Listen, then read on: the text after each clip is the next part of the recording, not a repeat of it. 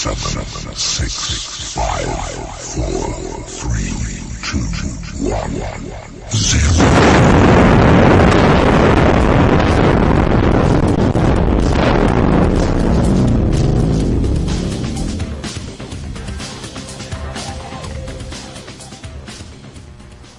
Ladies and gentlemen, it's the To Be Determined show right here on Beyond Ringside Radio. I am the Orc of Ominous, the Architect of Intellect, the Wicked Nemesis, and joining me is the Magic City Motormouth, Fast Eddie Lane. Eddie, how you doing tonight, sir? Hey, brother, how we doing tonight? Hopefully it's going to be a great evening. I'm getting a little bit of hum through the system that I didn't catch a few minutes ago, and it just went away. Kind of like the rest of my active brain cells. Damn. And of course, from across the pond, Mad Dog, Matt Denton. Matt, how you doing tonight? I'm sad. We have no more Tasha. Oh, I know, that does suck. Miss you, Tasha. Go ahead. Just tell them horrible news this evening in wrestling that we received last night. Just Paul Bear, Percy Pringle III, ever how you want to call him, passing away untimely. Eddie, your thoughts on this? You're probably talking about one of the most underrated and understated managers in professional wrestling history, who at the same time was one of the most high profile. Made a tremendous name for himself in world-class championship wrestling, made a great name for himself down in Florida. Of course, the runaway box office hit as Paul Bearer. And then even after he left and came back and left and came back and left WWE, of course he had the Legends contract, so they'd call him up every time they get the chance. And, you know, huge still following all the way across the country, especially in the Gulf Coast area, where he would do a number of shows, especially charity events. And, you know, I was telling you off air, I was reminding everybody, we had the opportunity to interview Percy Pringle, Paul Bearer, back a couple of years ago for Beyond Ringside over for the Legends Mania convention.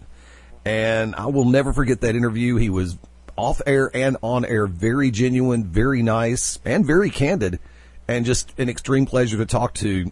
Not only the world of pro wrestling, but the world itself has lost a true gentleman. Matt, your thoughts on Percy Pringle III, a.k.a. Paul Bearer, sir? Well, I mostly knew him as Paul Bearer. I'll be honest, I've never seen much of his work as Percy Pringle, but he was a great fucking talent. I mean, he had a genuine love for the business, and you can see it through his shoot interviews that he did with RF, any interview that he ever had with any radio show beyond Ringside. It's a great shame to find out that he passed away, especially since he came so far from being on the brink of death back in 2004 when his weight ballooned to like 500 pounds, I believe he was. Right. And WWE helped him by paying for his gastric bypass surgery and stuff. And then he came back a few years back for the Undertaker-Kane feud, and he looked like he had a new lease on life. Yeah. But the only thing I can say is, well, at least now he's now reunited with his wife, because I know how distraught he was following her death. So I'm going to be perfectly honest with you guys. I respected Paul's work. I think without him, The Undertaker would not be what he is today, or Kane for that matter. Very instrumental in his gimmick of the Paul Bearer type gimmick. Anybody that knew him from World Class when he was Percy Pringle III, he's very flamboyant. You know, the blonde hair, et cetera, et cetera. I mean, just totally different than whenever he went with the black hair, white, pale face. But he's not my top 5 managers of all time. As you all know, I'm very picky about that. But he was a legend in this business. I think he's one of those guys that, just like Gary Hart, who is in my top 3 of all time, my number 2 of all time, after his death, posthumously, he will be remembered more than what he was. I think now him passing away has totally brought his image and his legend to the forefront. You see what I'm saying? Oh yeah. He was great. Gulf Coast, he had made his home, Mobile, Alabama. He had been running pretty regularly. He had one of the top two best Alabama promotions, hands down. Definitely one of the two biggest out there. And for all the guys that he's helped, you're not going to find many guys. We've all seen the tweets. We've all seen the Facebook messages, et cetera, et cetera. Everybody, putting out their condolences, really speaking their mind on Mr. Moody. His real name was William Moody. Right. Very, very, very, very nice guy, and he will be sorely missed. And wrestling is worse off with him not being here. But before I go any further, for all these people that are saying, "Oh, well, now he's in heaven with Eddie Guerrero and Chris Benoit," and look, Macho Benoit's Man not in heaven. Don't kid yourself. Macho Man. Benoit is not in heaven exactly. I put that out yesterday. People are like, "How can you say that?" Because he killed a kid. He killed an autistic kid. Not just that, but allegedly, if you read the Bible, if you commit suicide, you're going straight to hell. Ding. Yes, sir. He's actually probably, I Constantine. believe in the, sorry to interrupt, but I believe in the Divine Comedy, it's like the fifth circle of hell, where he would be hung from a tree and basically live like that for the rest of his days in hell. Not that anybody really cares, but there you go. Hey, I like the Divine Comedy. Hold on. The Inferno. Dante's Inferno. Yes. I'm not sure exactly where the, God, where is it? I forget where the people that committed suicide were, but they also had like fairies or something like that with them, harpies. Yeah. Like ripping out their guts and stuff. No, Yes, exactly. listening to harp music would be hell in itself. So therefore, I do not go listen to the Lawrence Welk reunion tour. In the updated version of can't even say it, the Dante's Inferno. I'm going to say Dante's Inferno instead of Divine Comedy, since I can't say Divine Comedy. Written by me, he's now listening to Justin Bieber on loop 24 hours a day, 7 days a week. That's a fate worse than hell. Yes, suicide violates the natural law is what Dante pretty much said. But So does anyways, Justin Bieber. It's just crazy to see people get out of hand. People always want to start lumping like people think as soon as our people that we looked up to die, like, they're going to heaven. No, What heaven are y'all talking about? we're going to paradise. Remember. Take me back to paradise. Revenge of the Nerds. I thought you were going to go 2 tickets to paradise. We're scheduled to be joined by Universal Independent Wrestling's former heavyweight champion, the Revelation, speaking of the Bible, the Revelation Shane Marks, at 9:30 p.m. Central Standard Time tonight. Look forward. We're going to talk about the upcoming event he has.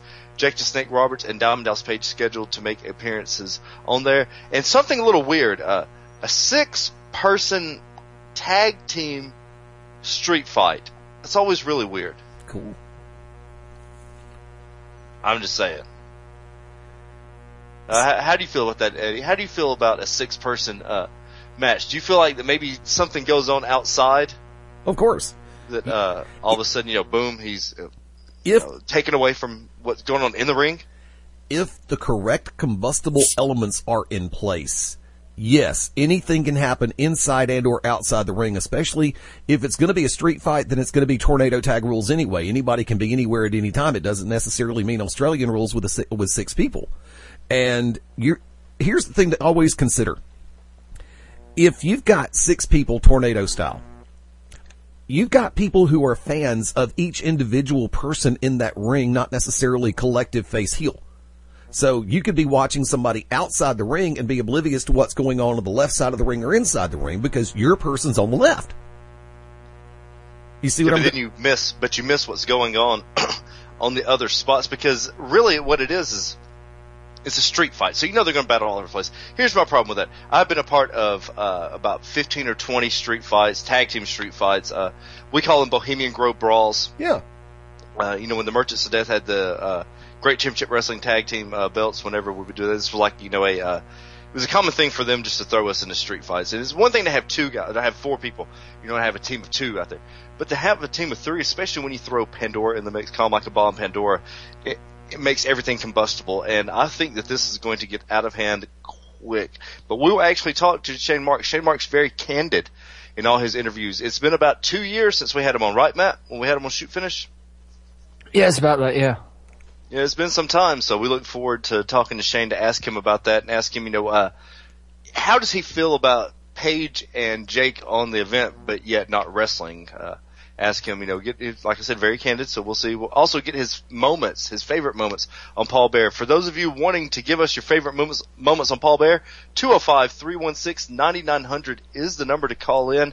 And if you have questions for the Revelation Shane Marks, please, by all means, let us know. Eddie threw out a great question during Raw. First of all, before we go any further, happy birthday to our co-host of the segment, or whatever the heck it is, Corey Nash, or as we call him, Smart Rage. So, he will be on tonight. He says he has a good rant to go on, but Eddie, you brought up a great question for those that thought that Monday Night Raw was subpar, sir, if you will. And actually, before I hit that, I also want to remind everybody, you can tweet us your questions at the TBD Show over on Twitter, and the chat room is up and going over on BeyondRingside.com, so if you're scared to call in, be afraid. Be very afraid. You can tweet them to us, the TBD Show on Twitter, or in the chat room over at BeyondRingside.com. Your favorite Paul Bearer moments. Don't tout us, because people who count don't tout. I have an IQ above dried wallpaper paste. I have a tout account that I've never used. So there, haha. You're still a cunt. Thanks for playing. I appreciate you more than you realize for calling me that. Ladies and gentlemen, considering this was old school Raw, and I would love to find out if anybody had the patience to count how many times they said the words old school Raw during the course of a 3-hour and 7-minute show. Now, does WWE get a pass on the road to WrestleMania because this was the old school Raw edition that everybody seems to know and love, which absolutely was nothing like the one last year, where they had better built-in moments, better plug-in moments for the legends. Not to mention at the end of the night, they brought all the legends out to take a damn bow. But do you give WWE a pass on this episode of Raw and just say, it's the old school Raw? Or do you say, screw that, it's on the road to WrestleMania, it counts? Which one? We want to know. Wicked Nemesis, your thoughts? With this being a special event, if you will, of Raw, there were certain things that we saw that, we wouldn't usually see. Honky Tonk Man being back, Mae Young on her 90th birthday. I do like the fact CM Punk come out and, in the middle of them singing Happy Birthday, his music hit. I just wish he could have pushed her into the cake. Nope, I got a better one. I got a better one. Continue. Yes. But, the old school, I guess you have to give them a pass for the simple fact that I don't think they really, with the exception of CM Punk, I mean, this was, hell, they had Mark Henry out there laughing and smiling, giving Mae Young hugs. So, say what you want to, I think you have to give them a pass because this was worse than the previous SmackDown and the previous Raw. And, to me, it seemed like that they just thought, oh, this was just a special event. Like, don't worry about this except for the main event. Other than that, we're okay. And then you had ADR. Now you have Dusty Rhodes getting beat up by Jack Swagger. You have Sergeant Slaughter getting beat up, and Jim Duggan. But yet, and Jim Duggan, America against Real America. And ADR comes and makes the save. So that speaks volumes to what they're doing and how they're pushing this gentleman. But Matt, your thoughts? God, I hated this episode of Monday Night Raw so fucking much. So fucking much. Putrid.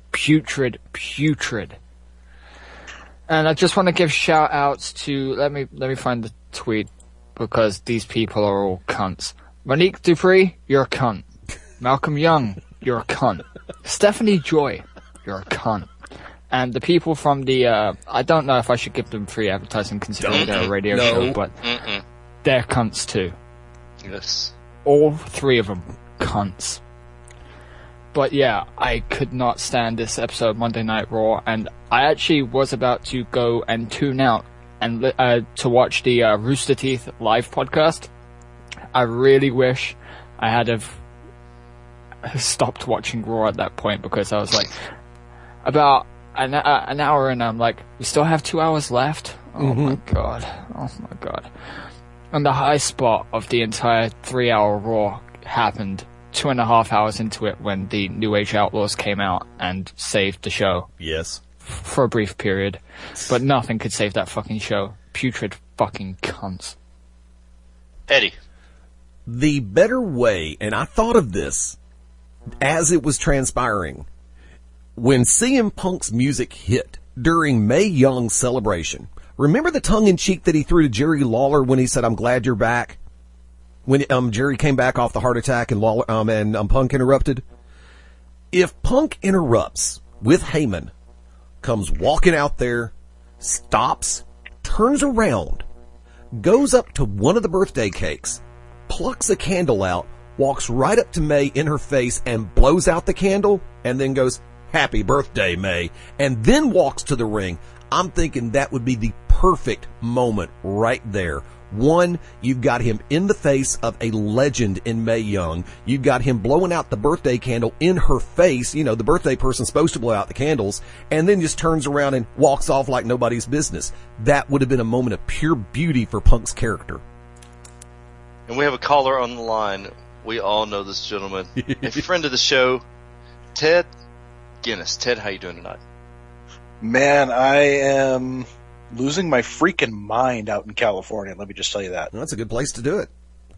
Yeah, I think it's like built in. As soon as you cross the border, your brain cells start deteriorating exponentially. So that's kind of where I'm at. The land of so that's where the WWE writing team is. Yep. Oh, probably. Well, they all come from LA now, don't they? I think so. I think they do, really. Ted, your favorite Paul Bearer moment, sir? Oh, man, pretty much anything Paul Bearer ever did qualifies as a favorite moment. But, the first time that he led The Undertaker to the world title, when they had the, what was it? I can't remember if it was the Survivor Series or if it was Tuesday in Texas.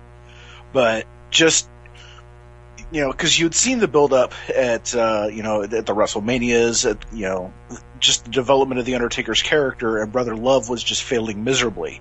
And you could almost see a little bit of maybe a spark in The Undertaker's character as soon as, Paul Bearer gets brought in. And then to have him at ringside and just his facial expressions and the way that he cradles the urn and just everything that goes on the outside with that match when Taker defeats Hogan, of course, with the interference with Flair and the tombstone on the chair and everything.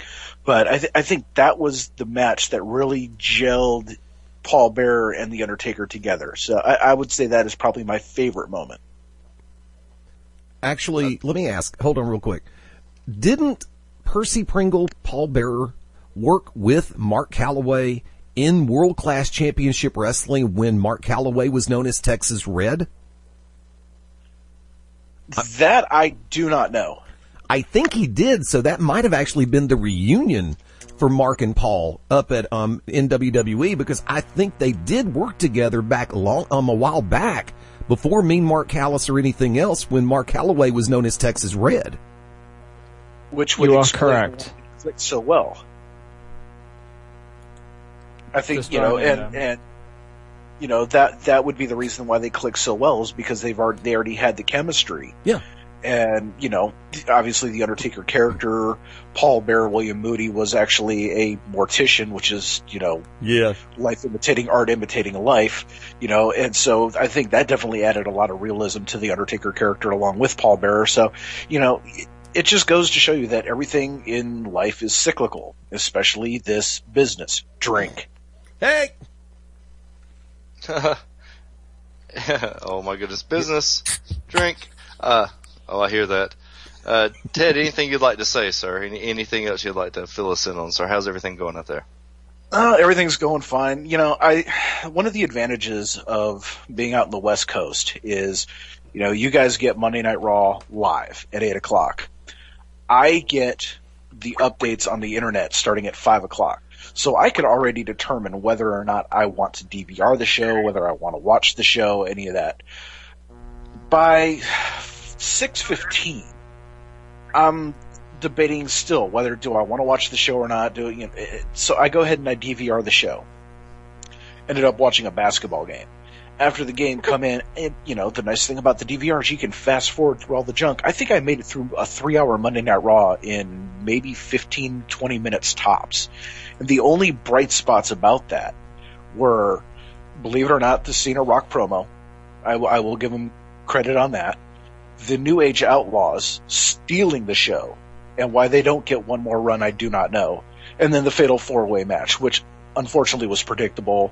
The rumors get out on the internet a couple of days in advance that Taker Punk is already set.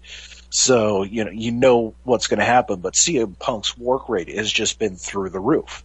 The biggest problem I have with the old school Raw was the timing.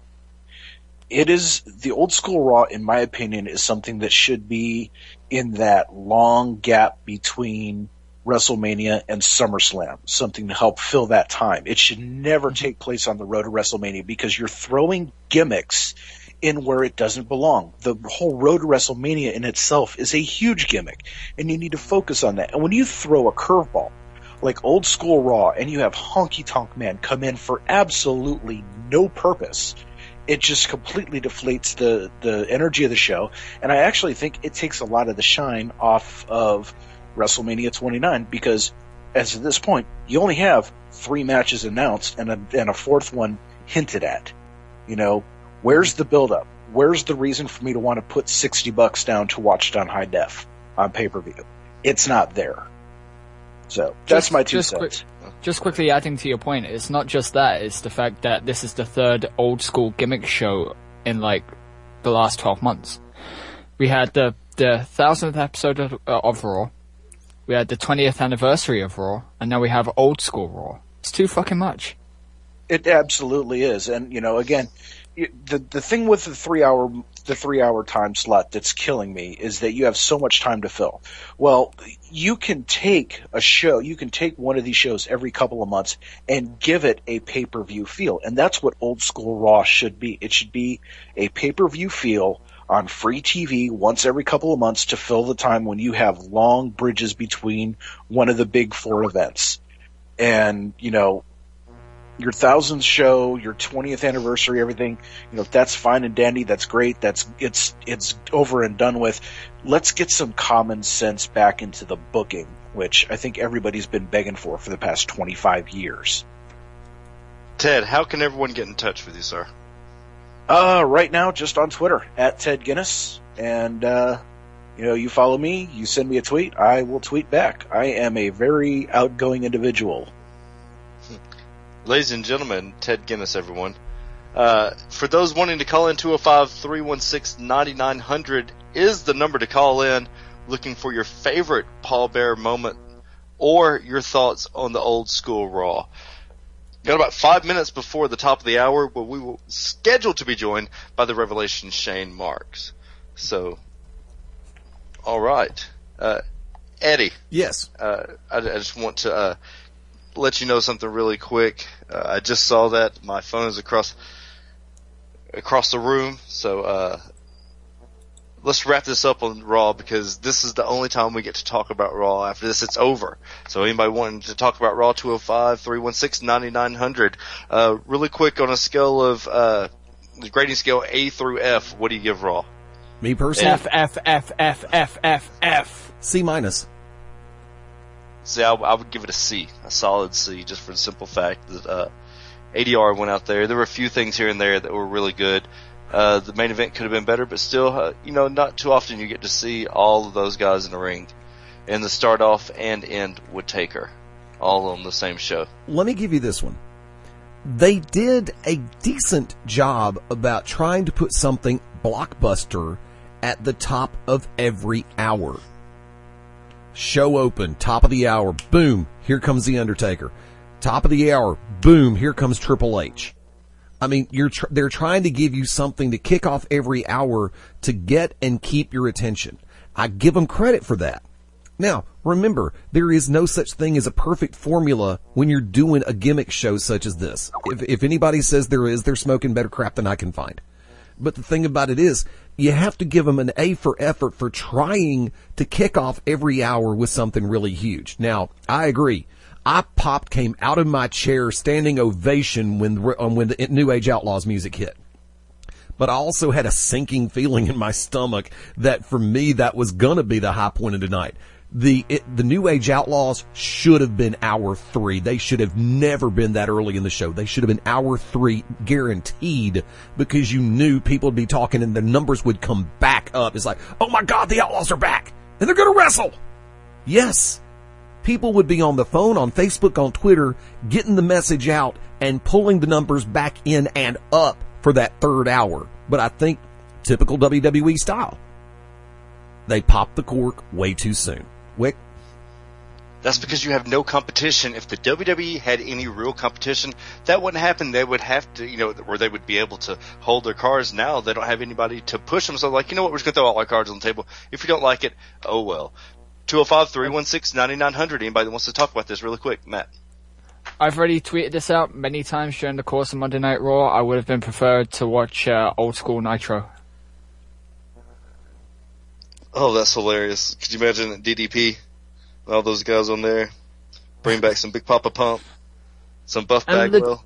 Legitimately, I could have just booted up one of my discs and found an old school episode of Nitro to watch. Would have been much fucking better than watching whatever the hell that was. Or I could have thrown in one of my VHS. Epico and Primo should not have, the Colognes should not have went under to DX. I'm sorry. That just makes them look horrible. They've been doing that for weeks. Yeah, but I have a problem with that, especially with Hossa.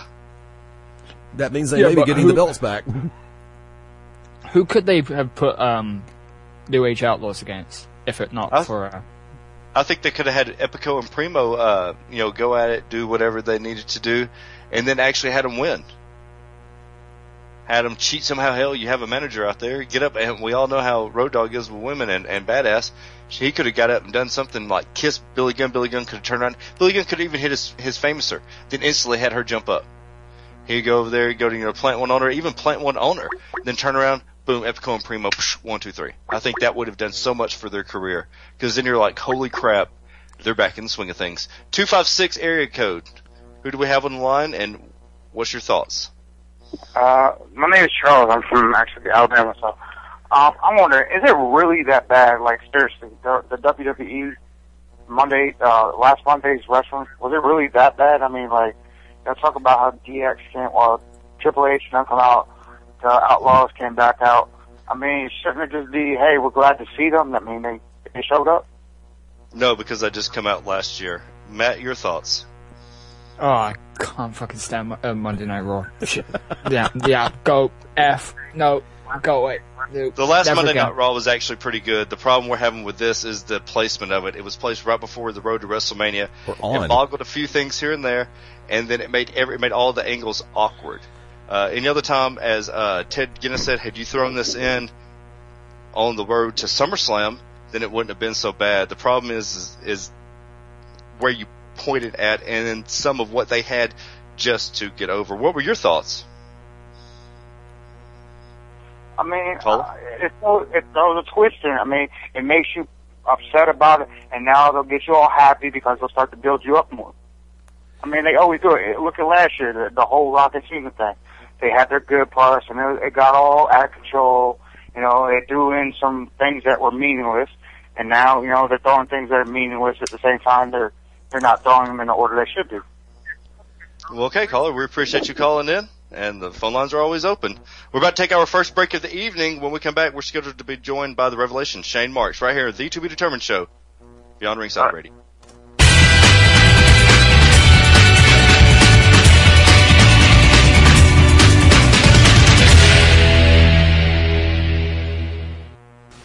Welcome to the Georgia Wrestling Report. I'm Mark Grayson from GeorgiaWrestlingFans.com and the5minutemark.com. Each week I'm going to bring you 5 minutes of news and views from the independent wrestling scene in the great state of Georgia, along with a shameful dose of shameless self-promotion. Classic pro wrestling ClassicProWrestling.net. Franklin, Georgia. We had a great show Friday night. Saw Bobby Moore and Brian Alexander trying to end Johnny Swinger's career at the end of the night. Fit to be tied, Heard County Middle School coach Alan Sykes jumped in the ring and made quick work, actually, of Brian Alexander, sending him over the top rope and taking down Bobby Moore to the canvas with a football-style tackle. Old school. Sykes took Swinger to the corner, shook his hands, and the next thing you know, we had a tag team match set up for March 15th, our next big show. Coach Alan Sykes and Johnny Swinger taking on Hit for Hire, Bobby Moore, and Brian Alexander. Be sure to check out ClassicProWrestling.net. Keep up with all the great new stuff we got going on. Big surprises coming up. But today, less shameless self-promotion and more just putting the whole state over. Man, 27, that I know of, 27 active independent professional wrestling promotions in the state of Georgia. Each one has their own fans. Each one has their own crowd, whether it's 30 people or 300 people. They've all got their own set of fans. They've got their own superstars. They've got their own good guys, their own bad guys. We all know that the bad guys, the heels, are the ones that keep the promotions going. Thank goodness each and every one of those promotions got a heel working, hopefully drawing some more fans. But think about Rampage Pro Wrestling, Warner Robins, Anarchy Wrestling in Cornelia, Georgia, Alternative Pro Wrestling, Royston, Georgia, Platinum Championship Wrestling, Porterdale, Georgia, Peach State Wrestling Alliance, now in Mount Zion, Georgia, had their big battle bowl last night. Universal Independent Wrestling, who I work for as an announcer, growing, getting bigger, running in Villa Rica at the Villa Rica Elementary School and soon Gold Dust Park. Big show with them March 16th with Diamond Dallas Page and Jake the Snake Roberts.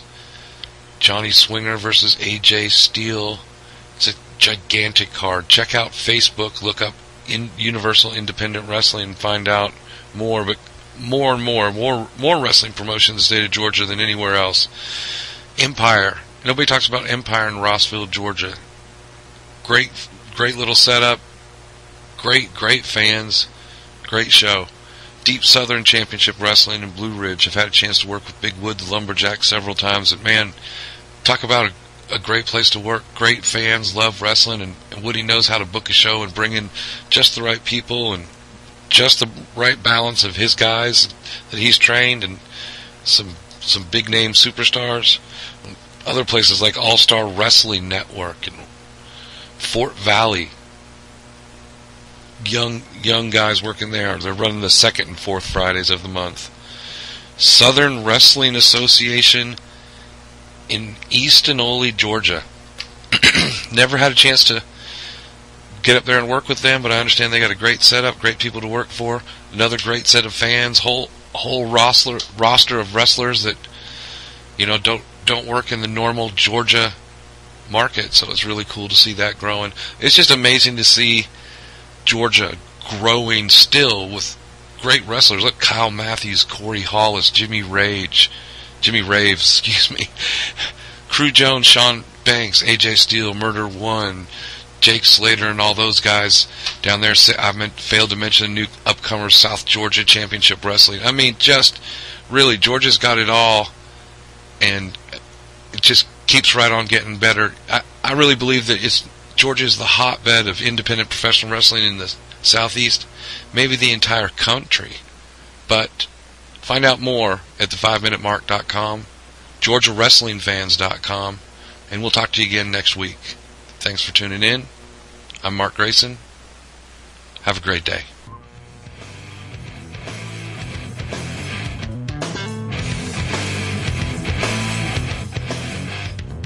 Ladies and gentlemen, it's Wednesday night, Wrestling Wednesday. It's about 9:35 Central Standard Time. We promised and we deliver. This man has held so many titles in the Southeast in the last 2 years. It's unbelievable. Former PCW, former Empire, former UIW heavyweight champion, all at one time. Last week Last week we called you the Black Ultimo Dragon, and he is here, ladies and gentlemen, the Revelation, Shane Marx. Mr. Marx, how you doing tonight?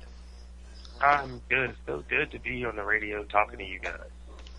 Shane, we appreciate you coming on. It's been about 2 years since we had you on. Actually, we've actually had a whole nother radio show since then, and been on like 15 different websites. And we appreciate you coming on. I know that this month has just been hectic for you. You have 2 huge events coming up on the 16th. But let's get everybody caught up. It's been a little bit of time since we had you on last time, sir.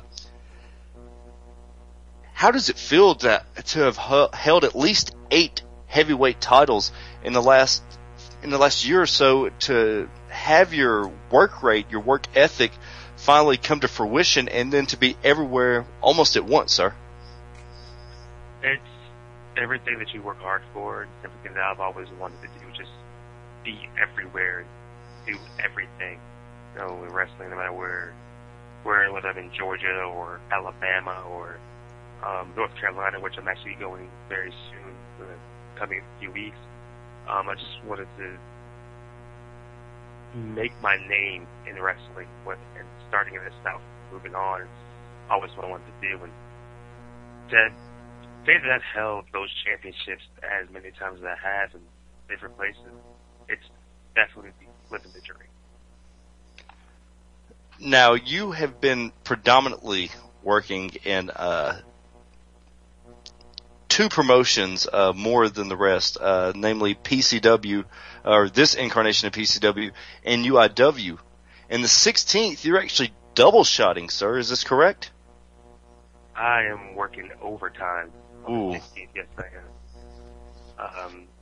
Our PCW show is our St. Patrick's Day show. Granted, St. Patrick's Day is the next day, but it's our St. Patrick's Day. It's also our 1-year anniversary in that particular building in Porterdale, PCW. So it's going to be a very big show. I believe it's an outdoor show. But again, I'm a little sketchy on details and everything, but it's a big show. It's the finals of the PCW title tournament, and it's myself versus someone I've wrestled numerous times, Supernatural. And, you know, I don't like Supernatural much, but I will give him this. He's a hell of a talent, and we have a lot of chemistry in the ring. It's going to be very, very interesting. Now, a few years ago, you were predominantly working almost strictly PCW. We've made this comment before, and several people have made it, but me more than anybody. You guys were just so steadfast and so loyal to Steve Platinum. Do you feel that maybe this held you back, that you guys were loyal to a fault? You, Pandora, the Bullets, Jeter, Blaze, those guys, do you think that now that Steve has went to Florida and kind of gave up the reins on PCW a tad, do you think this has allowed you to breathe and allowed you to go out and actually grow to become like the Revelation that we all know today? No, I don't think so. I think for us being predominantly PCW at that time, it helped us a lot. It helped us hone our craft better. It helped us learn, helped us grow as performers, helped us be better performers, better wrestlers in the ring.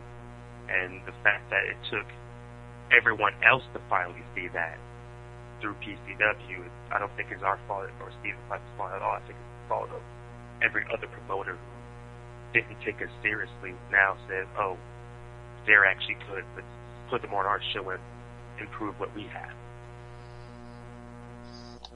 There was an incarnation of the Empire started at PCW that has bled into, if not kind of made a bit of a hostile takeover at Universal Independent Wrestling.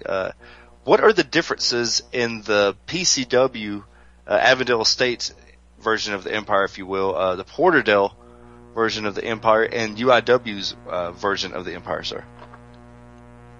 The Empire and PCW, our main goal was to pretty much completely take over PCW, drive it out because so only the Empire was the only one that mattered. Fortunately, Secret Ground 3, that didn't happen. But the difference between that Empire and the Empire and UIW is the fact that we're not looking to take over UIW. We wish want to go up there, that we are the absolute best in the South and wherever else we go, and UIW starts, wherever else we go after that, we're just going to keep doing that over and over again. We know that we're the best wrestlers in Georgia, and we're going to take that to UIW or anywhere else we decide to go, whether it's Anarchy, Rampage, or anywhere else. So that's the main difference. It's very night and day, but PCW's empire is our empire. You have had the moniker, if you will, and I totally agree with it, the most pure, most natural athlete in the Southeast today. What do you do that separates you from all the other wrestlers that allows those of us in the business to actually give you this moniker? Is there something you can point on? Is it your work ethic? Is it a specific workout you do? What is it, sir? I can say that it's very old and very cliche, but I do like to try to face myself as a student of this game.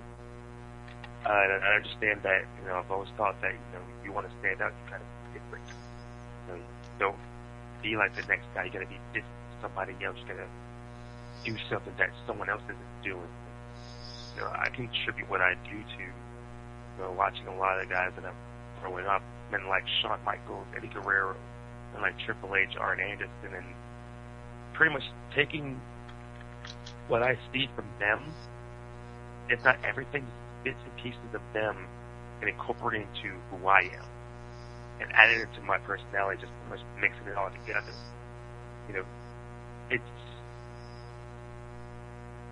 It's not any different from anyone else, but it's how you present it that makes a difference. My presentation is a lot different from everyone else. You have, let's see, how can I put this without, it makes it sound like I'm being mean to other people, but you have kind of, risen to the top in the Southeast. That's not saying anything bad about anybody else, but, over the last 2 years, you have substantially and exponentially separated yourself from, I don't know, other wrestlers of your size. You're a bigger guy. As everybody knows, well, what's your stats, sir? Not to put you on the spot, but maybe 240, 245. Yeah, that's what 6'1", 240, 6'2", 240. About 6 foot. See, we'll say 6'1", 240, and you're. There was something about you're like a big cat. That I think that was the original concept of what everybody at first compared you to a faster, quicker version of Monty Brown. But you have, as I've said, just grown just further apart. Is there something that you can point your finger at? Some type of advice you can give those that are just breaking into the business, those that are looking for maybe that little nugget of wisdom that they're looking for? Is there something that you can give the young ones out there? Yeah, definitely learn your craft. If not anything, learn wrestling. I'm not just talking about particularly any or the Attitude Era or in the Attitude Era. I mean, learn every aspect of wrestling. Go back to from Lou Thesz to Jack Briscoe. Learn everything that is the wrestling. See what made them different, and see what you can do to make yourself different from everybody else. If you want to be the one you want to be that. Everyone gets into wrestling. You want to be that shining star, that one main person that everyone wants to see. That you want your name on the marquee. Be that guy. Find a way to be that guy. Find a way to make yourself different.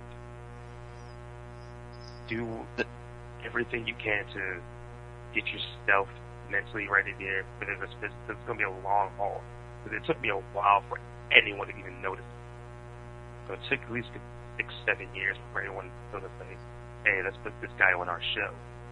So you want to stand out more. You want to be different. You want to hone your craft. You want to be the best that you absolutely can. If you got to be better than the other guy on the show, be better than that guy. Your goal when you wrestle should always be to steal the show. What do you have up your sleeve for Supernatural? As you said, you guys have wrestled hundreds of times. I mean, a man that you know all too well. Is there one thing that you have up your sleeve? Is there something in his game, in his art form that you have found a flaw in, sir? There are a few things I'd rather not disclose. Those things I'd rather keep Uh-oh. to myself. Oh, sorry. When match time comes, people will know, and when I walk away for the third time, PCW champion, they'll see exactly what I had in mind. You are also, later on that evening on the 16th, going to be part of a 6-person tag. Yourself, Jagged Edge, Calm Like a Bomb, Pandora, against, I believe it's Murder One, Bull Buchanan, and Nina Monet. We talked about this in the first segment, and I want to get your thoughts on it. Do you feel that a 6-man or a 6-person street fight tag match takes away from what would be a 6-person tag match? Do you think that there's something that people are going to miss? Do you think that this might be a little more than you bargained for, sir?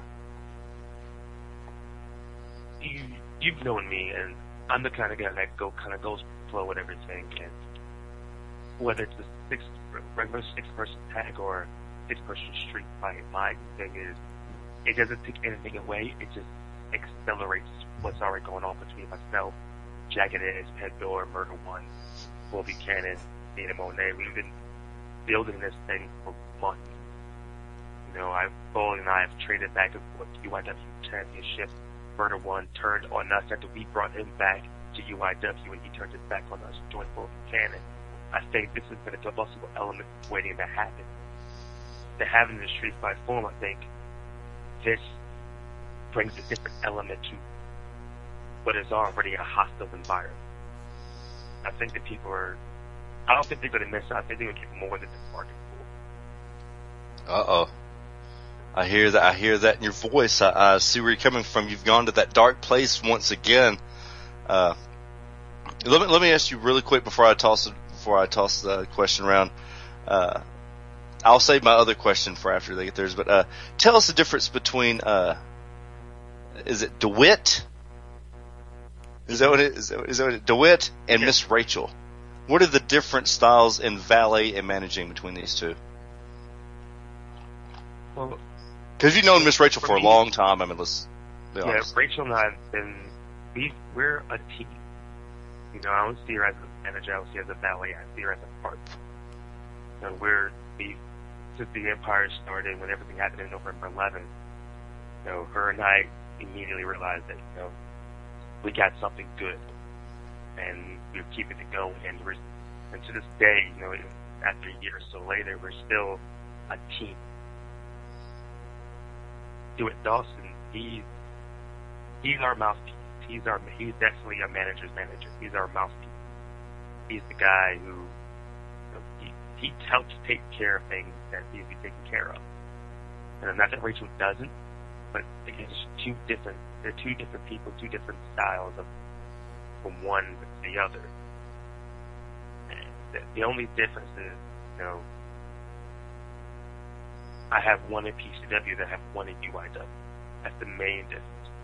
But equally, they're very beneficial to me. They're very beneficial to the show. They're very beneficial to my success so far. Eddie, you're on with Shane Marks. You know, you made the reference a little while ago that it took a while for people to notice the revelation Shane Marks. However, when they did, they caught on like a rocket. Because 2010, you were touted as having an amazing year by a number of different people who monitor the business. Drink. 2011, they said great year, solid year.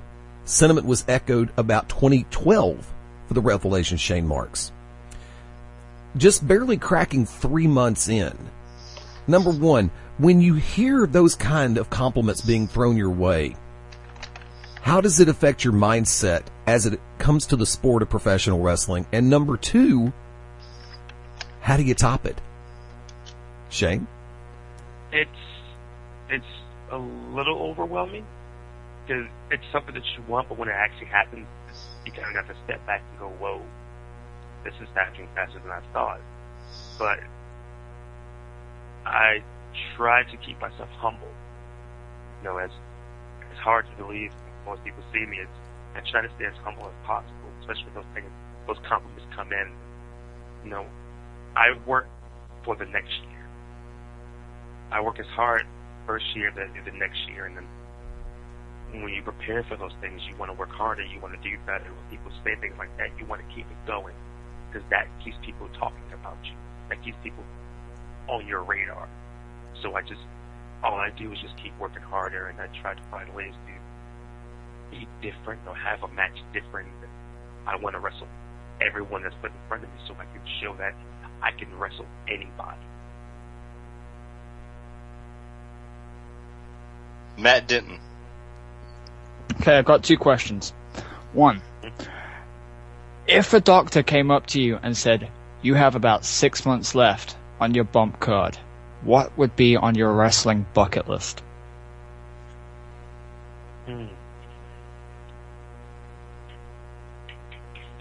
Hard to say.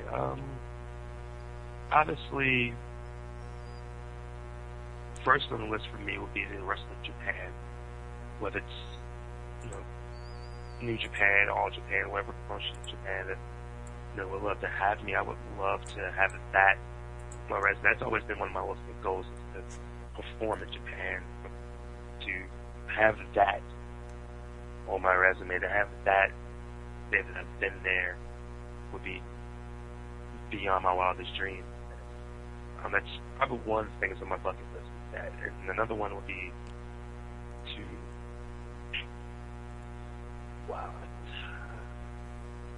I'm sure there's a lot of things right now that's not actually coming to mind. Probably get a chance to wrestle on national television, whether it's for a year or 6 months or 2 months, to have the opportunity to do that would be tremendous. And have a Rivera jacket. I want one of those satin jackets. Doesn't everybody, though? Oh, yes, I know. I would wear that jacket everywhere. Even in summer, I'd wear that jacket. I'd be so proud. You should probably hit up Sugar Dunkerton and steal his jacket. If I could buy Sugar, I would do that right now. Okay, the second question is a follow-up from the interview 2 years ago. You came up with 12 of them, so how many fish can you name? I'm sorry, could you repeat that? How many fish can you name?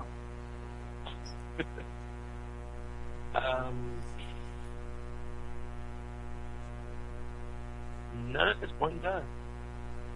Damn it! Oh, murder 1. You're the man that turned on you, stabbed you in the back. Named what? 9? 9, 10 fish, yeah. Uh-oh. I smell a beating coming up. But Shane, really quick, last question of the evening before we let you go and find out how can everyone get in touch with you. Your thoughts on Diamond Dallas Page and Jake the Snake Roberts being at UIW on the 16th in Carrollton, Georgia, yet not working? Honestly, it doesn't bother. I don't mind. I don't mind that at all. I have nothing against Dallas Page or I have nothing against Jake the Snake Roberts. I'm actually kind of looking forward to meeting them. There are guys I've watched wrestle in the business. Jake is a guy that I've definitely, tried to take a little bit from in the ring and where I conduct my interviews and promos and things like that. So they're at the show, that's fine. They're not working. I'm okay with that. The fact of the matter is, as much as people would love to see Dallas Page and Jake the Snake Roberts on the show, I feel that the main event itself is going to take care of itself. And now that you add the element of a street fight, I think it accentuates the show, accentuates the part even more. And my focus was and always will be, main event or not, stealing the show. And I'm going to steal the show. The Empire is going to steal the show. We're going to beat Bull. We're going to beat Murder. We're going to beat me. we're going to walk away victorious, whether anyone else likes it or not. And early that night, my bag's going to be even heavier because I'm going to be the new PCW Empire Champion to go on top of my UIW Tag Team Championship that I already have. Shane, how can everyone get in touch with you, whether it be fans or whether it be promoters, for a smart booking? Always on Facebook. Just look on Facebook, type in Shane Marks. I'm always there. I don't have a Twitter because I'm still behind on the times. I'm still fighting it, but eventually I'll go down and get one. Probably the best way to get me is Facebook. Just mention me on Facebook, send me a link. Send me a friend request. It may take me a couple months, but I'll eventually accept your friend request. And it's probably the best way to do that. And it would be Shane Marks, M-A-R-X, like the fascist dictator. Yes, sir. But your favorite Paul Bearer moment? Oh, man. When I heard the story last night, it was sad. And my favorite Paul Bearer moment, I would probably have to say, would be when Paul came back at WrestleMania 20. When you just heard that distinctive voice of his out of nowhere, that he appears, and we haven't seen Paul there in so long. It's one of those moments where it's like, finally the Undertaker's back. It's an unbelievable loss to business. Lost Paul Bearer or Percy Pringle III, because I remember Percy Pringle back in the day.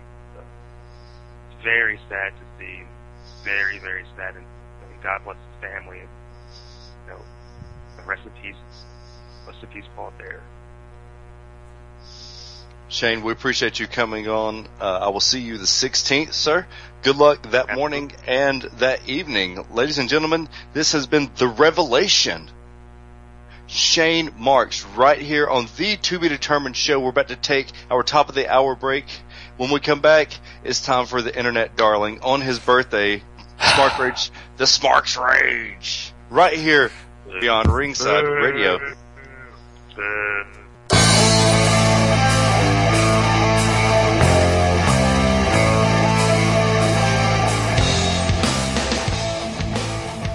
You're back, the To Be Determined show, right here beyond Ringside Radio.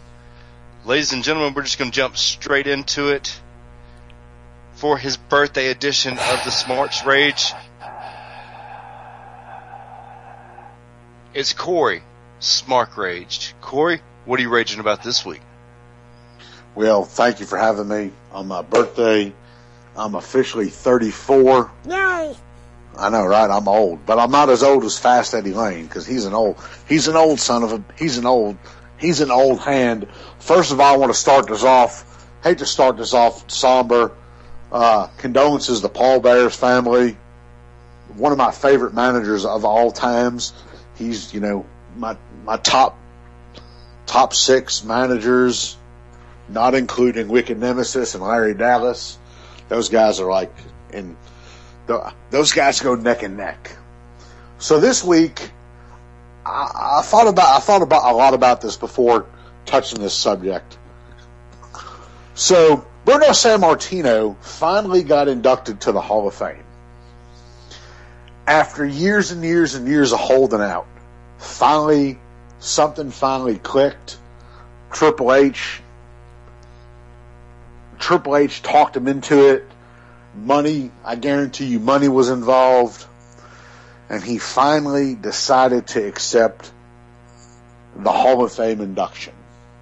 Now, here's a guy that held out for all these years due to rampant drug use in the WWF, and then the WWF.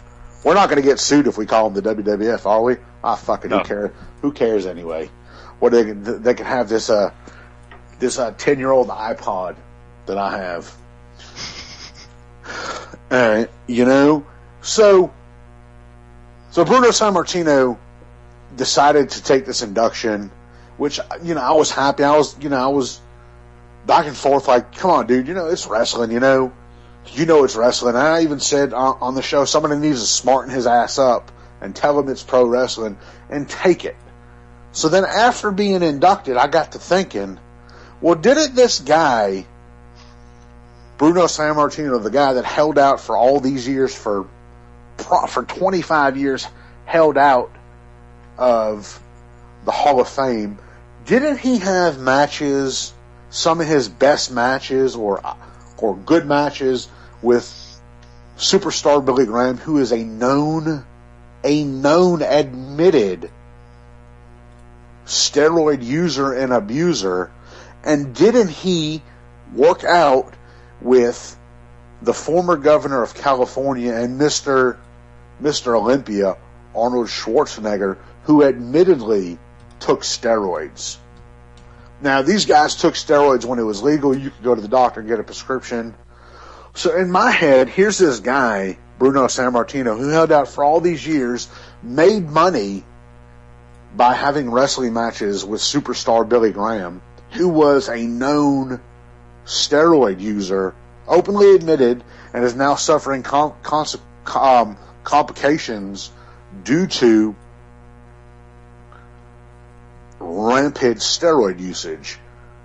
Now, in my mind, it makes Bruno Sammartino a hypocrite to take the Hall of Fame induction, because he made money with a guy and made money with other people that were steroid abusers. Wicked Nemesis, Fast Eddie, guys that are in the business, what's your opinion about this? Well, first of all, whenever Bruno worked with superstar Billy Graham, that was towards the end of Bruno's career. Bruno didn't realize it, but it was towards the end of Bruno's career. I think it was like 77, 78. And Superstar was a transitional champion. He was told he was going to be a transitional champion. Crew Jones has been open about this.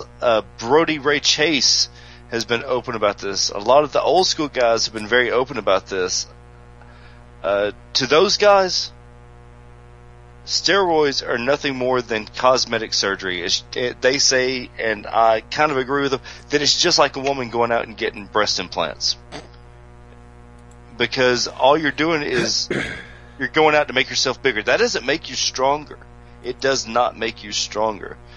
But name one person in the business that hasn't worked with someone that's done steroids. Let's be honest.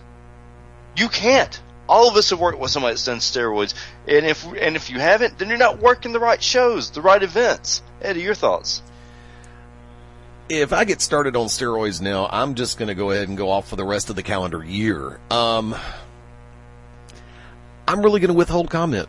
I think that both of y'all are touching the base properly, and I don't think I can really add that much more on top of it. My whole thing is, if his convictions were so strong about not wanting to be in the Hall of Fame because of steroid use and drug abuse, and I understand that they cleaned all this up and they're doing good, and I'll pat WWE on the back. They saved MVP's life. He had a heart murmur, and that the wellness policy caught it, and numerous other guys, caught their, whatever disease they had, they caught it because of that wellness policy. But if your convictions are so strong and you don't want to do it because you held out for so long, and you were adamant about it, and you didn't want to do it, and you were saying, no, I don't want to do it, doesn't that turn around and make you a hypocrite? Yes. 8 words, Corey. Do as I say, not as I do. You're talking about Bruno, somebody who held the title for damn near a decade straight. Okay, that guy, first of all, can be a hypocrite because he made a lot of money. And he's the reason why there's a company for those guys to do anything in. Second of all, I don't think just steroids, or you say drugs, that could be anything. But I don't think it was just steroids.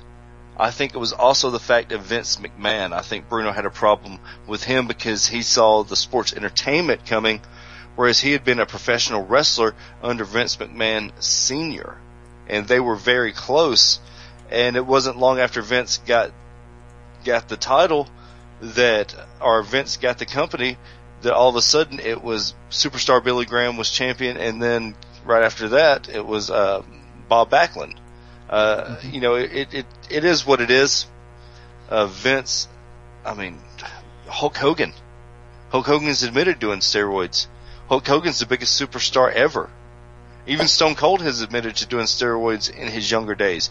Maybe not when he was Stone Cold, but still, if you want to talk about it, we can always talk about before Benoit and after Benoit. Oh, God. You look at the sizes of the guys and how smaller everybody got. In fact, we had this exact conversation Saturday night at a Global Championship Wrestling in Palmerdale. It was a significant change in the guys that got smaller and smaller and smaller. But steroids were very prevalent in the 80s. And as you said, Corey, you even admitted, doctors gave out steroids in the 70s. They still do. You can still get them. You can have steroids as long as they're prescribed by a doctor. But the doctor's not going to prescribe you human growth hormone, which is a total different scenario. Sorry. Whoa, wait. I can't say that HGH is totally different from anabolic or even more mainstream steroids due to the simple fact that they both hurt the inner workings of the body. Well, they're both PEDs. That is true. Exactly. But I think that the ripping up of the material, human growth hormone can actually make you stronger. Well, here's the thing. And steroids do not. Steroids will increase your drive to, you think you see yourself getting bigger, therefore you're wanting to push yourself that much more into the gym in order to gain the strength to match the size. There's a psychological effect on that one. We've all known people who have done steroids in our lives. I mean, I've never done them. The closest thing to it that I've done is 5-hour energy and no dose. But thing about it is, HGH is a naturally occurring substance in the body that they have synthesized. And what a lot of people don't understand is, improperly done, and even properly done depending on the person, it's a case-by-case basis, HGH taken from the outside in will suppress your body's own ability to create and process your body's own hormones. So yes, it can destroy your body in a different way than anabolic steroids did. Because remember, look at Hawk. Look at Eddie Guerrero, enlarged heart syndrome from that vantage point. Look at Benoit. Look at Lyle Alzado from the National Football League, who became the poster child for stay the hell off steroids. I mean, cosmetic surgery? Okay. Breast implants can leak. Breast implants can go boom. Especially if you got somebody coming off doing a damn top rope moonsault who doesn't know how to frickin' land on you. But the fact of the matter stands, there's a world of difference between cosmetic surgery. I mean, yeah, you can say Botox where you're inserting somebody's ass fat into your lips. God only knows whose it is. Sorry. One person, Buff Bagwell. Remember his calf implants? I got... Yes. Shoot me now. No. Oh my God, Buff Bagwell. Look, let's go ahead and run this gauntlet. I'll go ahead and go there real quick, and I'll make it short. As soon as I quit laughing. Short version is, San Martino, yeah, the drug use was rampant. Yes, it's been rampant because wrestlers have been treated like rock stars for decades, Bruno. We've all been treated like rock stars, whether we're in-ring talent. Hold on. Eddie. Yes. You were right about that. Bruno was treated like a god, though. Yes, I know. Proceed. He has been treated as you wish to be treated because you said you want to be a god in this business, and I respect that. I'm happy with the rock star thing. It's like, look, hey, I get to supersize a Happy Meal for no additional charge. Hot diggity damn, my day is made. I get a dozen donuts at Krispy Kreme, not Dunkin'. But the fact of the matter is, yeah, chocolate ice cream filled this one, turkeys. The thing about it is, everybody in the pro wrestling business, whether it be on a small scale show where in the Miranda Lambert words, dying famous in a small town and everybody knows your name, all the way up to an international superstar, we've all been treated like rock stars in one capacity or another. Ooh, you're in wrestling. Hey, what can I do for it? Hey, what can I get? Hey. And we get used to that. And the doctors are like, well, here, I can help you get a little bit bigger. Hey, I can help you get a little bit stronger. And everybody else is like, hey, try this, man. It's really good. The fact of the matter is, it's happened. I'm not saying it happens in every locker room. I'm saying it happens in some locker rooms. Well, Bruno didn't turn a blind eye. Whoop-de-damn to do. I don't want to go into Vince's Hall of Fame because he allowed the performance-enhancing drugs to be allowed and be used. I sound more like Arnold. Fuck, screw it. So what? This is not Major League Baseball. We're not kicking people out, suspending them for 90 days or something like that because we catch them doing roids. We're not kicking people out. We're firing people every once in a while if we catch them coming to a show drunk or high, getting ready to get in the ring, giggling their nuts off and hurt themselves or somebody else. Yeah, but we're not doing it as much as we need to. Now, if Bruno's stance was basically on that point alone, I'd have no problem with it. But when you show yourself to be, hypocritical about it, then that's when I just sit back and say, you go your way, I'll go mine, and we can agree to disagree. And that's the point I'm trying to make. I mean, if it was so bad, he made money in the company for all those years. If it was that bad, quit. Right, he was all right with it, and you want to know what? And if you get, and this is my opinion. This is my opinion. This is my gospel. I'm not asking anybody to say my opinion's right. I may not be right, but I'll always. Your opinion's wrong. Well, yeah. Okay, Stan, you bald-headed bastard. But this is my opinion, and I honestly wish if I had the opportunity to ask Bruno Sammartino.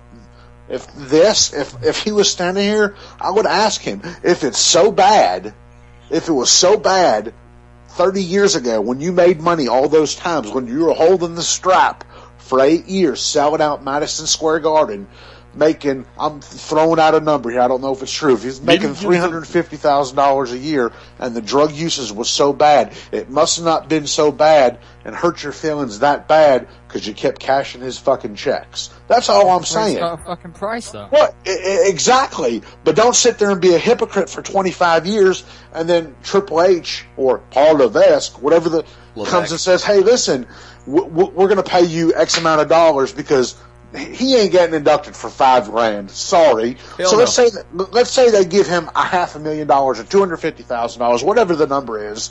He just fucking sold himself out for $250,000 more dollars. Yeah, but he can buy that house. What's that? He can buy that house.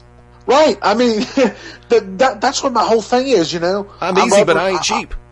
I respected what he's done in the business and the way he paved it for everybody else. But come on. Right is right. At the end of the day, he's a hypocrite. That's my opinion. If you don't like it, I'm sorry. His principles don't pay the bills, though. And I wish guys in the mainstream wrestling media who had the opportunity to ask him had the opportunity to ask that question. They were told not to.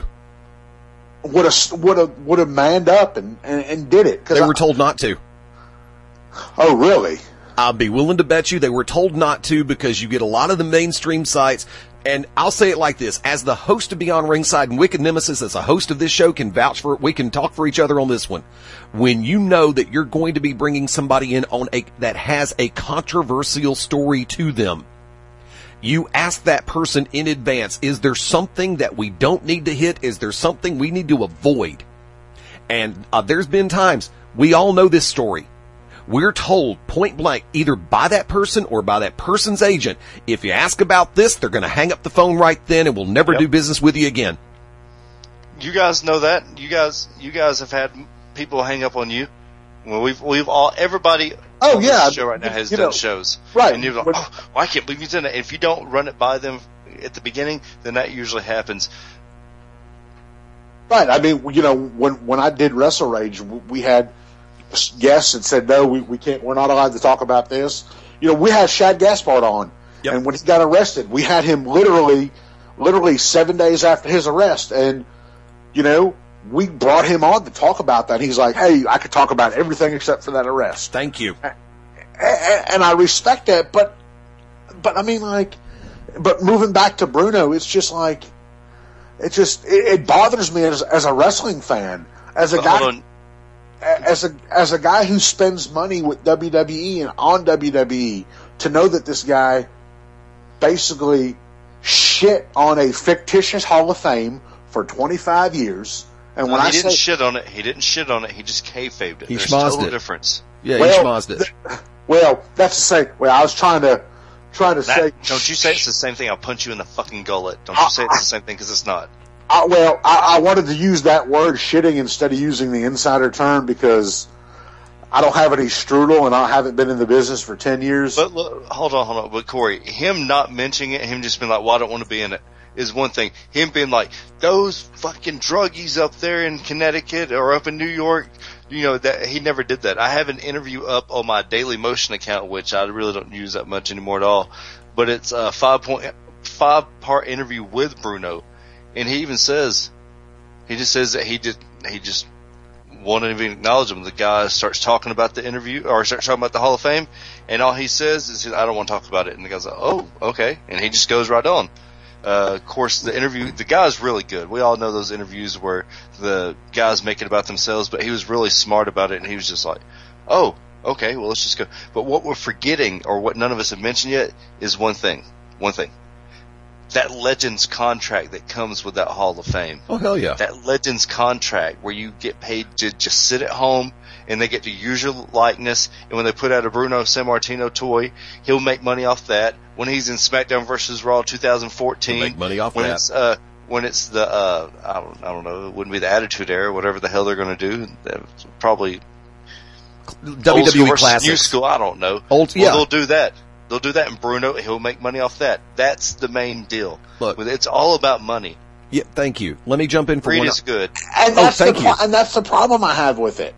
You sit here and say no until the zeros come. Now, I'm not until trying you to get old. He's old. He needs that money. He's about to. I mean, he's don't say it. Older gentleman. Don't say he's about to die, because we just lost one yesterday. Well, do me a favor. Let me ask you to think about this. Vincent Kennedy McMahon, VK McMahon Jr., so to speak, the chairman of the board of World Wrestling Entertainment, had a concept to where, A, it looks like that he's acknowledging those who paved the way for those of us who are in the industry, the business, drink, or the sport of wrestling today, or sports entertainment. I've got Titan Tower, but I don't have enough inclination to dedicate a wing or build a small outhouse on the side of Titan Tower to where I can actually put a Hall of Fame. Oh, snap. Dude, if we create this and call it a Hall of Fame and make it a once-a-year induction ceremony, we can give these people $5,000, $10,000, $15,000 to come make a personal appearance. We'll give them this gold and diamond ring. We'll give them their 15 minutes all over again on television, on pay-per-view. We'll invite them to WrestleMania so they can smile and wave at the crowd. And we'll give them a Legends contract worth $52,000. You know something? There ain't a damn thing wrong with it. For the states and for the people who have the money and the inclination and the respect, use that word however you want to build a actual Hall of Fame like Georgia's trying to do. I love it. It's great. It's wonderful. But you know what the Hall of Fame really is? It's a way to make money for World Wrestling Entertainment, because you've got those people who are paying anywhere from $75 to $500 a seat in order to fill up Madison Square Garden on the night before the biggest show of the year to put more money in Vince McMahon's pocket. Matt, your thoughts? I have no thoughts because it's already been said. Oh, sorry. Whoops, sorry. No, don't be sorry. It's your fucking opinions. It's just the fact that they got there before I did. Well, Matt agrees. Corey, really quick. So let's just wrap this up. You're saying that you're feeling that Bruno has whored himself out, and you're not happy with it, correct? Yeah, he whored himself out. We all do. He whored himself out. That's my opinion. You could either like it or you could go fuck yourself. Corey. Yeah. Corey. Wait. And it's my birthday, and you can go fuck yourself if you want to. Corey. Question, real quick. Dude, you are the darling of the internet wrestling community.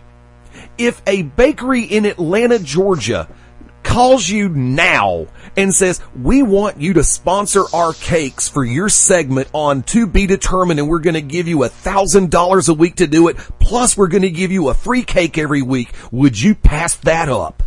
Of course not, but I didn't shit on the bakery for 25 years. Whore. That's what I'm saying. He shit on WWE for 25 years. The squeaky wheel gets the grease and more money. So, and I understand, Corey, your favorite Paul Bearer moment. Favorite Paul Bearer moment? I think when he first.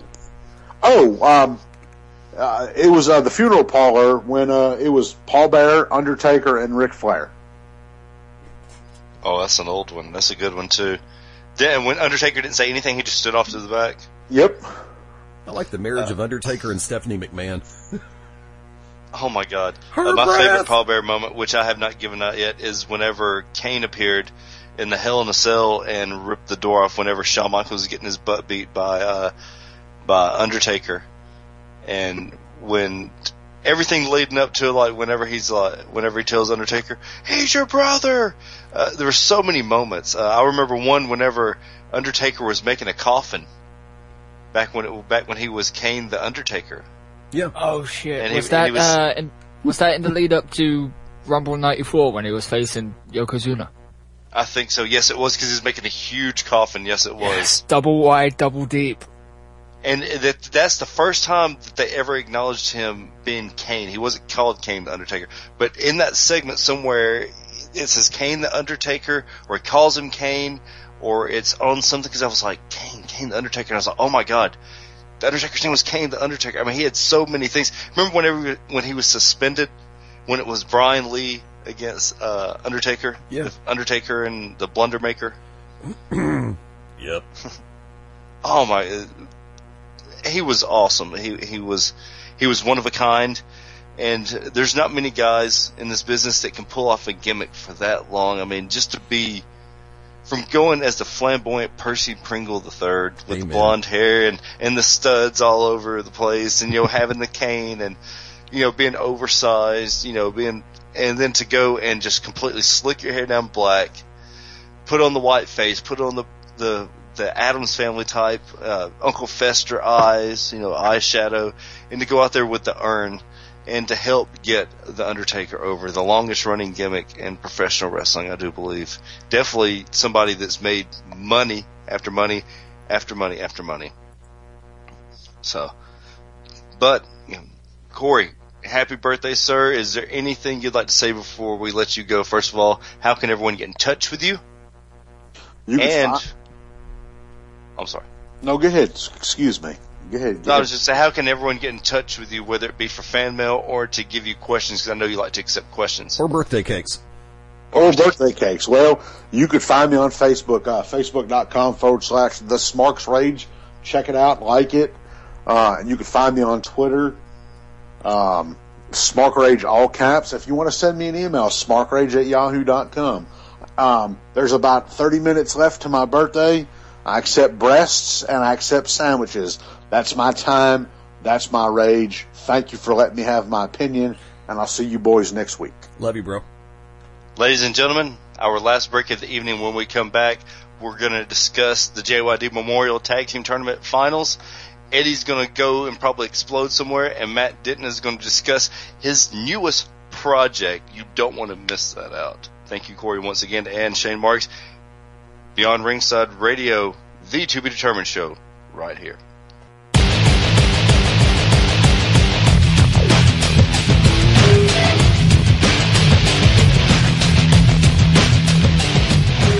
Ladies and gentlemen, this past Saturday was a very meaningful day for me. Been in this business a little more than 7 years, and it has been a great honor to win and to be a part of as many championship titles as I have been a part of, especially those with Come Like a Ball and Pandora against Tasha Simone for the NWA Women's World Championship. But this past Saturday, the Unlucky Charms... May I? Sir? May I? Yes, sir. Oh, yes, sir, by all means. Ladies and gentlemen, the manager and spiritual advisor for the tag team that captured in a historic three-way dance, double elimination rules, never been done in GCW before, for the championship for the JYD Memorial Tag Team Tournament, and your brand new GCW Tag Team Champions, the Oracle of Ominous, the Wicked Nemesis. See, now you made me stand up. Now I got to go into promo mode. You see, what transpired was one thing. It went from being what the usual having semifinals and finals on the same night event to having those semifinals and finals taking place on two different nights. Not only that, for the first time ever in a historic night, the JYD Memorial Tag Team Tournament was decided in a triple threat tag team. And then we'll do you one better. Thanks to your GCW commissioner, Former. Fast Eddie Lane, former. Sorry. This also became a double elimination triple threat tag team tournament. So there you have double history being made. And it went as follows. First of all, with a monster powerbomb, Mad Dog Dan Sawyer got the pin on Kuntz. Then in an amazing display of power, Damon Christopher, sidebreaker on O'Hagan, tossed him to Knox, who immediately tossed him back to Damon into what would be like a world's strongest slam, as we call it, the Damn Slam. Boom! Took O'Hagan down 1, 2, 3. Mad Dog come in, Micah come in. They started firing up. Micah got the best of Damon Christopher and made Damon tap out somehow with his crossface. The Kailua crossface. And there you go. I cannot pronounce that because I'm not Hawaiian and I'm not Eddie Lane. I can roll my R's. So, right after that, Mad Dog Dan Sawyer receives a broken nose and immediately after taking this, tries to fight for maybe 2 minutes, cannot, and has to tap out also to the crossface, eliminating O'Hagan and Sawyer from the event, just straight out. And that was big for them to get eliminated like that quick. Then it come down to one elimination apiece. Kuntz and Micah. Kuntz subbing in for Spiral, who was out of town on business, against the Unlucky Charms, being Mr. Terminal Intent, the Primal, Chris Knox, and of course the Subconscious Samurai, Common Knowledge, Damon Christopher, with me in their corner, and JJ Boom Boom Tanner in the Underground's corner. JJ tripped Damon. He was immediately thrown out. I got away with one, pulled Mike across the top rope. In the confusion, I got away with it. So as it came off, I thought I was going to do it again. He hit the ropes. I tripped him. Bernie Kowanowitz saw this, threw me out as well. I thought they had it, so I said, cool, we were going. And then they just decided they were going to beat the crap out of each other. Yep. Literally all over the arena. And you know Micah's good. Micah and Damon. Micah's been in the business, I think, 17 years. Damon's been in the business going on his 17th year.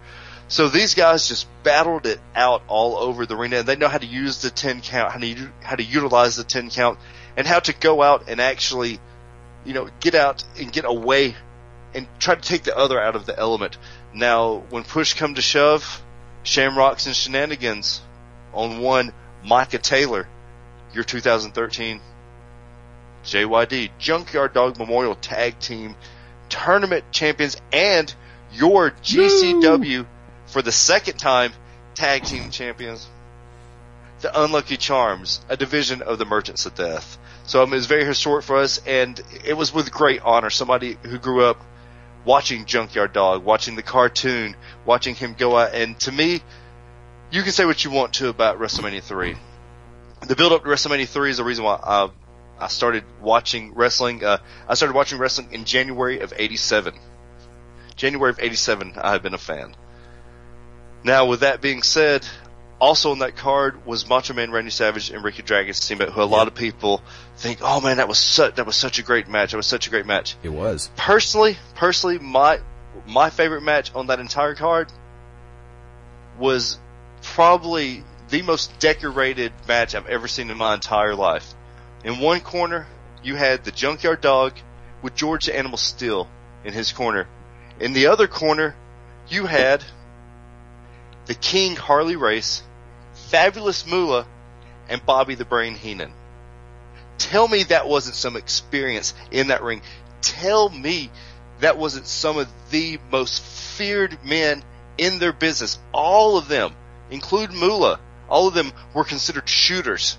Even Bobby Heenan was considered a shooter as a manager. Okay? Every single one of them was known for being rough and tough. Race and Junkyard Dog beat the crap out of each other, okay?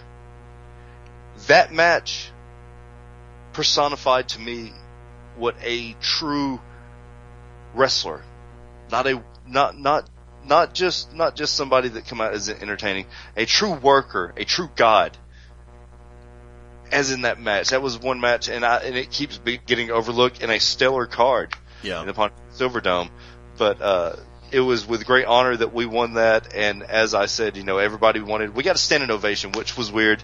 And immediately, as soon as I took off the GCW shirt and revealed the hashtag Lucky shirt that we had on, everybody booed, but they were like, boo, yeah, whatever, But you know this, Matt, you know this. The Merchants of Death, we're not good guys, we're not bad guys. We're just knock you in the mouth type of guys, okay? We don't care if the fans love you or if the fans hate you. We're going to defend the titles regardless. We're going to defend those titles with the utmost respect. And any and all comers are more than welcome to come. March 16th, Chris Knox and myself will be at UIW in Carrollton, Georgia. Anybody wants to come up, anybody wants to say hey, anybody wants to challenge us, you guys know. But I tell you guys this, you don't need to worry about us, you need to worry about the Empire. Because I know they have some tricks up their sleeves, I know all of those with the exception of Jagged Edge, but you cannot rule out Murder One. Murder One is a wily individual. And of course, Bull Buchanan, come on now. Now, one match that I want you, Eddie, I want you to really pay attention to. Jimmy Rave and Fred Yehai for the UIW Internet Champion. And I hate the Internet Champion. I think that's a stupid title. But this match, maybe match of the night. Jimmy Rave, who just made his Ring of Honor return.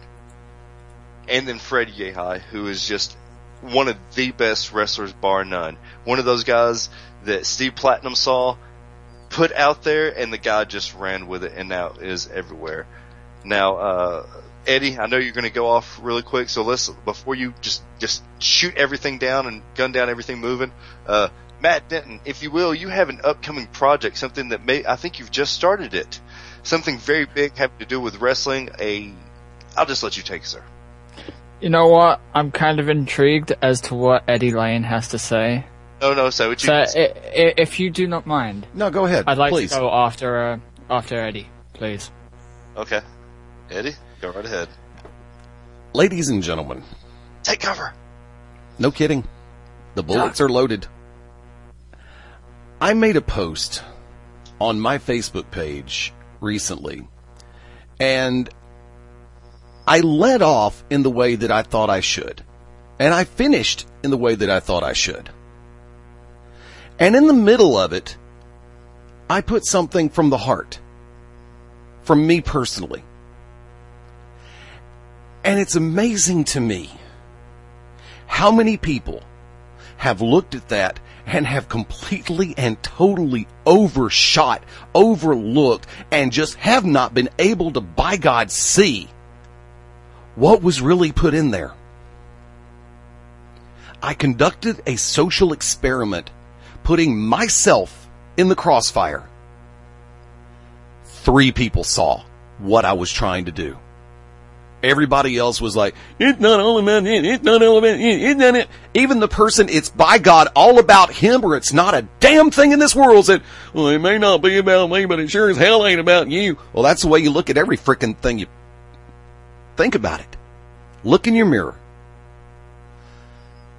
When we talk about the camaraderie that is in pro wrestling, that camaraderie is so quickly superseded by the political bullshit, the backbiting, the lies, and everything else, because everybody wants to get ahead by any means necessary. I never said in my piece on Facebook that I did all this by myself. Never. Go read it. It'll be up there till midnight Central Time tonight. All people could see was, oh, he's trying to be the poor, pitiful, mean thing. Bullshit, people. I never aimed it in that direction. If you took it that way, because maybe you're overlooking, overreading, or maybe just not able to see it. The message behind what I put on that post is very simple. We have to work together. The original concept that was posted on Scott Dawson's timeline. Scott and I don't know each other. We yak on Facebook every once in a while since I got him as a friend. He's WWE developmental down at NXT. He doesn't know me personally from Adam's House Cat. But we agree. if people in professional wrestling, the sport, the industry, and the business, drink. Wick, you're going to explain that again for the new listeners. If we work together to promote our businesses or business, if we work together to advertise, if we work together to elevate each other, not tear each other down, not rip each other a freaking apart, we would be so much better off. And my final part of the post, when I came back and said it the way that it should have been said the first time, and I apologize for not saying it like this, if pro wrestlers and promoters were to spend as much of their online time promoting their upcoming appearances and live events as they do bashing the nationally televised productions and each other, we would probably all see an increase in business. You got some guys out there who so busy trying to whore themselves out to get in some hooker's pants every 5 minutes that's, hey, I'm booked on the show, I'm going to get laid tonight. Well, guess what, dumbass? If we don't have enough people in the stands, that means you ain't going to get paid. You might get it in the parking lot, but you ain't going to get it in the checkbook. Because you didn't do your part. We have to come together. We have to work together. I do interviews on Beyond Ringside with mixed martial arts promoters more often than not. And every one of them, 99 out of 100, have said, if you want tickets, see the fighters. Because the fighters are out there selling the tickets to try to help put butts in chairs. How many times do we do that in pro wrestling? Virtually none. But understand this. It is our responsibility. Not one person, not 1/8, 1.125 of the roster. It is everyone's responsibility to try to help as much public awareness of a show as possible.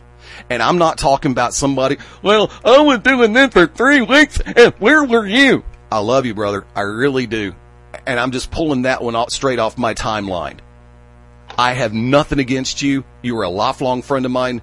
I'm just using that as an example. And yeah, if I used a condescending overtone, dude, don't take it that way. I'm not burying you on this. I'm burying all of us. Because we don't work together. And notice, I said I am burying all of us. Now, burial complete. Now, it's time to rise to the occasion. End of discussion. I have no fucking idea what you're talking about, but that sounded awesome. I totally missed your Facebook post. That was still up there. Go look, and I'm probably going to get a crap ton of responses off this. And I will tell you something right now. There was an email sent by me this past Sunday morning before I went to church, and I prayed about this and I thought about this long before I sent it. But I stand behind that email. And I told you off there, just like I told Micah Taylor yesterday, if my final image that I take away from Global Championship Wrestling was the behind-the-scenes meeting with everybody coming together, and I pitched the idea for the double elimination, and everybody's going, you know, this could work. Let's put it to the teams and see if they'll agree to it. And the way that tag team match came off, if those two things are my final memories of Global Championship Wrestling, then I leave with a smile on my face. But right now, I'm protecting my heart, I'm protecting my spirit, and I'm protecting my freaking sanity. I love Global Championship Wrestling with all my heart. Dan Sawyer has been tremendous to me from square one all the way till now. He's bent over backwards to be a professional to me. And it's because of a lot of things it's because of one effing thing going on right now that I sent that email. So Dan, I know you listen. I love you, man. And that's a shoot. I respect you and I appreciate you. That's why I sent that email. No other reason. Wick? Matt didn't. Wow. Now I don't even know if I can follow that. I wanted you to go before that. That's right. I knew he was going to go off. He's like, I've got guns loaded. I was like, oh shit, okay.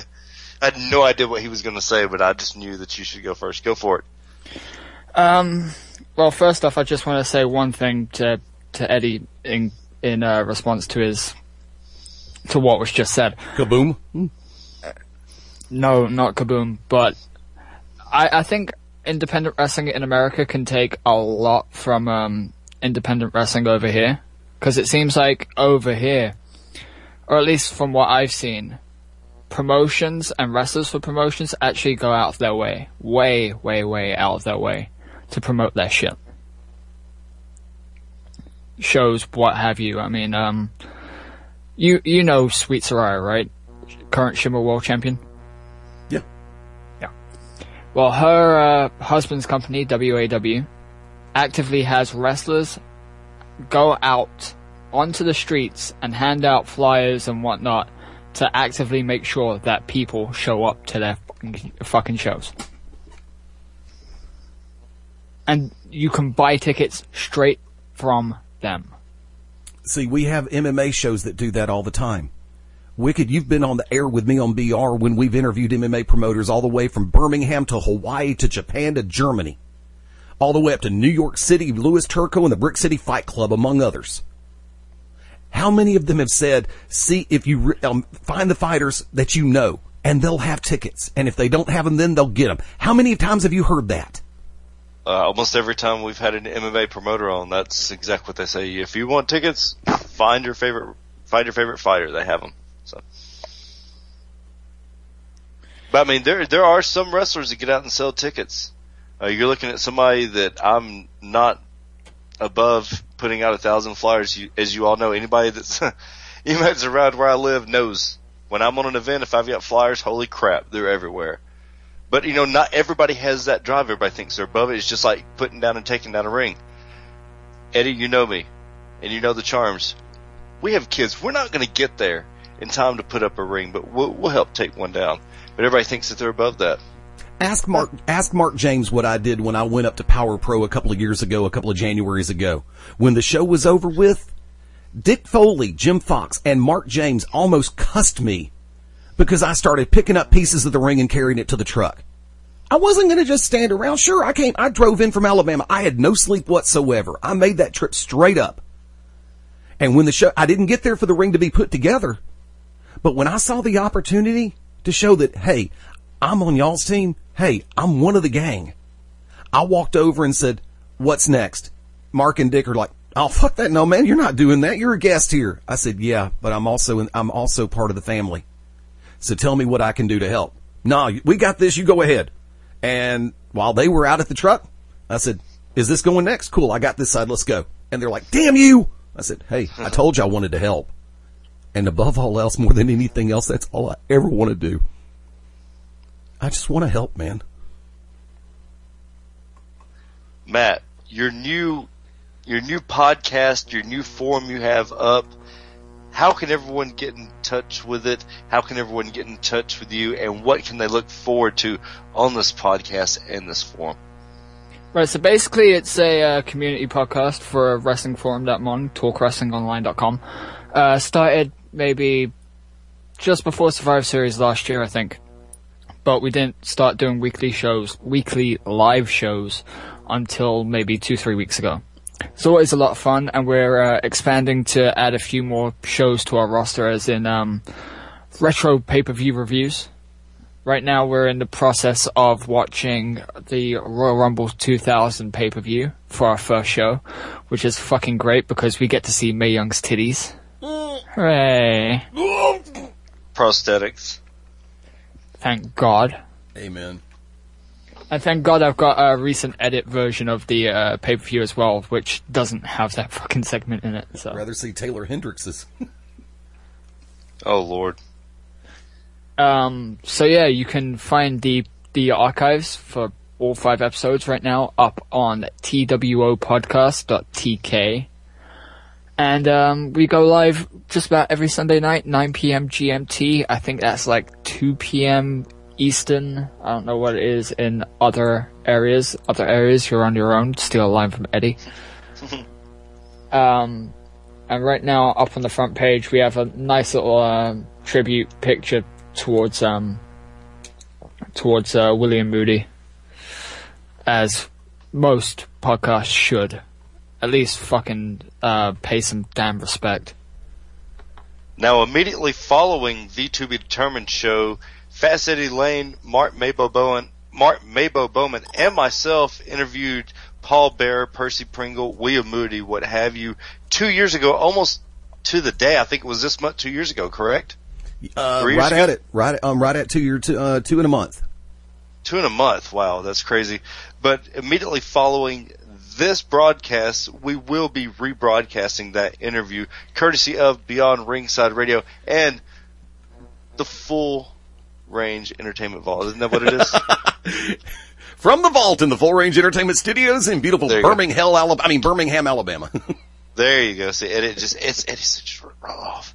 But Eddie, how can everyone get in touch with you, sir, and what is upcoming this Sunday on Beyond Ringside? Well, let's run it down real quick. By the way, for my friends in the Birmingham metropolitan area, Tuesday nights have just taken a turn for the oh hell yeah, the Iron Horse on Montgomery Highway. I am your humble host for karaoke and a dance party on Tuesday nights. We're going to have $1 draft, $4 mini bombs, $5 monster bombs, 60-cent wings until 10 o'clock. I fired things up at 9 o'clock and go until around 1 o'clock in the morning, but I don't live and die by a time clock.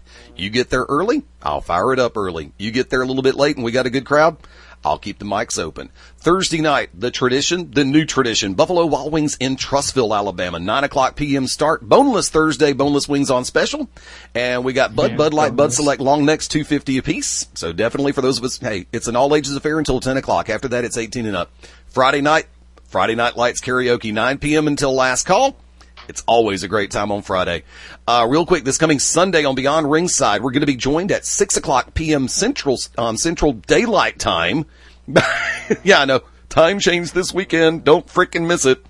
Like I said, rolling live at 6:30 Eastern Daylight Time, and at 7 o'clock Eastern Daylight Time, we're going to be joined by Ryan Cruz. And at 8 o'clock Eastern Daylight Time, we're going to be joined by the Batiri. You know them from Chikara. You know them from Absolute Intense Wrestling. And matter of fact, for our friends here in the Alabama market, in our home state, well, 2 out of the 3 of our home states, 4, the Batiri will be appearing with IWA Deep South in Sylacauga, Alabama at the IWA Deep South Cage of Carnage show at the J. Craig Smith Community Center in Sylacauga, Alabama. Now, yours truly, Fast Eddie Lane, and Mark Mabo Bowman from Beyond Ringside and the network will be there. Matter of fact, and Wicked Nemesis on the 16th. You're going to be in Georgia at UIW, right? Yes, sir. We can work that plug in. I mean, you know me, I'll pass the buck any chance I get, or at least pass the opportunities around. But also definitely check it out, beyondringside.com, facebook.com/Beyond Ringside Live, and at Beyond Ringside on Twitter. And on a personal note, drop by Fast Eddie Lane, LAYNE.com. By the way, ladies and gentlemen, okay, go right ahead. Do you know how many shows that are going on this weekend? I can only imagine. Hey, last Saturday, there were 4 shows in Georgia within 40 miles of each other. Damn. And people wonder why the business is watered down. Well, no, there's 2 that I really would like to mention. Go for it. Because this March 8th, this Friday, March 8th, at the Orpheum in Tampa, Florida, Chikara Pro Wrestling will be presenting Just Shadows in the Fog. It's going to be a 7:30 p.m. local bell time. They have got a stacked lineup on Just Shadows in the Fog. We covered that when we interviewed Veronica Ticklefeather recently. One of the main events is going to be the Chikara Grand Champion, Eddie Kingston, taking on Amazing Kong. That is going to be on March 8th at the Orpheum in Tampa, Florida.